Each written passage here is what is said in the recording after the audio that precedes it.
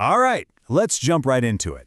Today, we're unpacking an explainer that looks at the deep historical roots and the really rapidly expanding modern partnerships between the People's Republic of China and the major powers of Latin America. We're talking specifically about Mexico and Brazil here. It's a fascinating, high-stakes dynamic that experts have dubbed the dragon, the jaguar, and the eagle.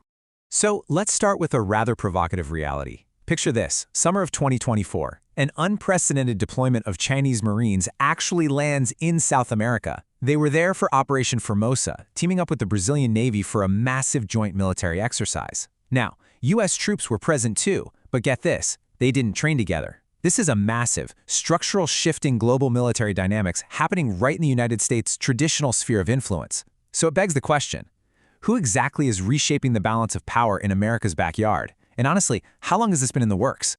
Because we're covering hundreds of years of history today, here's our quick roadmap. 1. The dragon and the jaguar.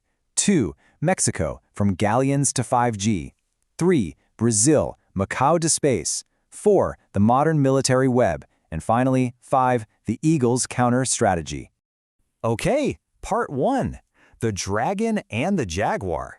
Now, the absolute most crucial concept you need to keep in the back of your mind throughout this explainer is a Chinese doctrine known as military-civil fusion, or MCF.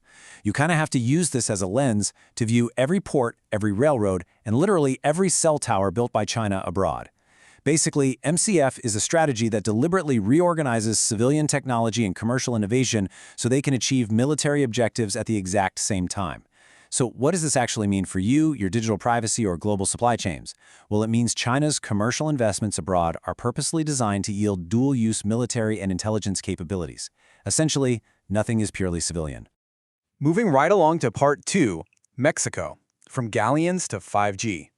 You know, China's presence in Mexico isn't some brand new phenomenon. It's a centuries-old entanglement. It actually started way back in the 1630s with the Manila galleon trade under the Spanish Empire. Then in the late 1800s, right after the U.S. passed the Chinese Exclusion Act in 1882, a massive wave of Chinese laborers migrated south into Mexico to work in agriculture and on the railroads. Sadly, this led to some deep racial tensions, which culminated tragically in the 1911 Torreon massacre during the Mexican Revolution, where over 300 Chinese residents were killed. But, as we know, geopolitical tides shift, and by 1972, Mexico formally established diplomatic ties with the PRC, which really set the stage for where we are today.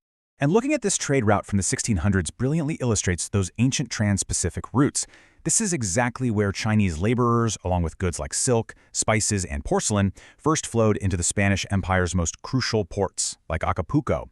And it's wild because the historical memory of this trade is still utilized by diplomats today to highlight a sort of natural feeling of closeness between the two nations. But contrast those ancient wooden galleons with the modern era, and you see the massive scale of the PRC's footprint across Mexico today. I mean, we are looking at a highly calculated network.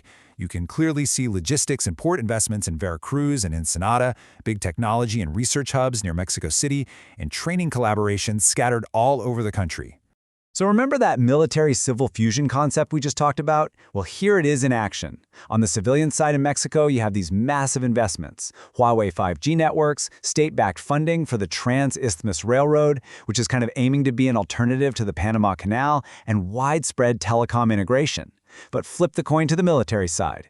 These seemingly harmless commercial investments hold massive potential for state-backed intelligence gathering, absolute data control, and establishing critical logistics nodes that are situated strategically and uncomfortably close to the U.S. border.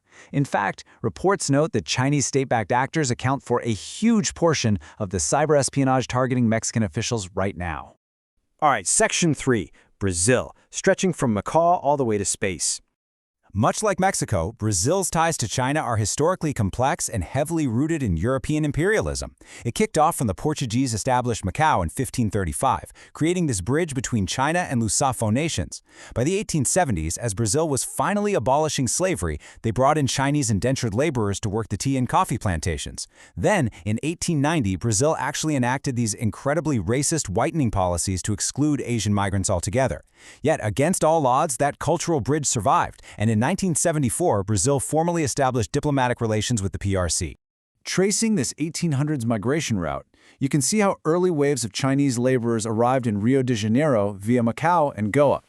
They were brought in to replace slave labor, sure, but they inadvertently laid down a cultural and administrative foundation that Beijing heavily utilizes today. Fast forward to today, and that historical bridge has evolved into a massive technological and military footprint that spans Brazil's coastlines and its capital. The PRC has set up a real presence in the Amazon region, embedded vital logistics along the Atlantic coast, and cultivated deep, high-level technology research near Sao Paulo. And this is where it gets really fascinating, honestly. Look at the contrast here. On the civilian side, Brazil and China jointly operate the CBARS satellite program, which is publicly framed as environmental and agricultural research. Totally fine, right? Well, on the military capability side, those exact same environmental satellites provide China an unmatched eye in the sky. We're talking serious intelligence, surveillance, and reconnaissance over the Western Hemisphere. It is literally a textbook execution of military-civil fusion, extending China's strategic data dominance straight into South America. Which brings us to part 4, the modern military web.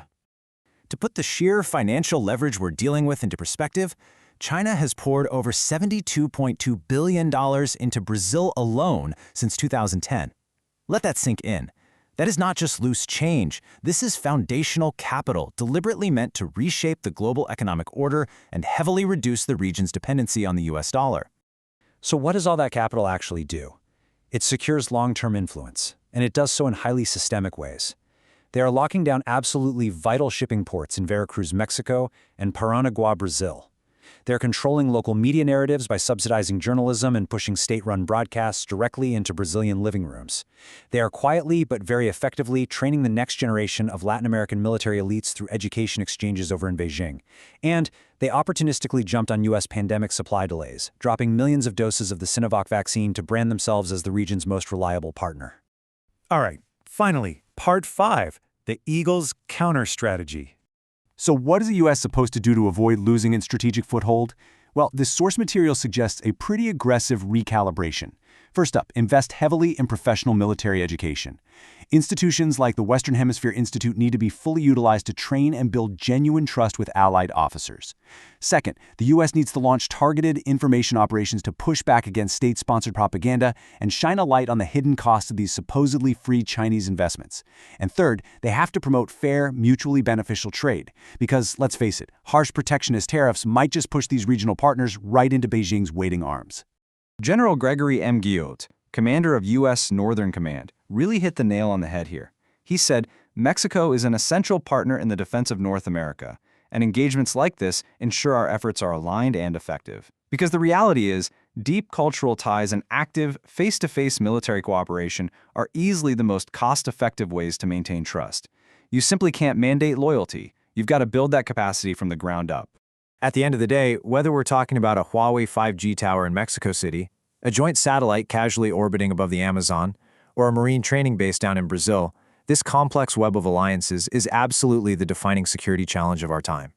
The PRC is playing a multi-generational game of Go, while the West, quite frankly, has often been too focused on putting out immediate geopolitical fires.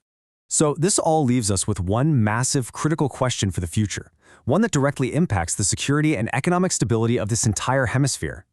Is Washington realizing the stakes in its own backyard fast enough to prevent a permanent shift in global power? Keep an eye on those ports, watch those satellites, and pay attention to those trade deals. The map is literally being redrawn as we speak. Thanks for joining me on this explainer, and as always, keep questioning the world around you.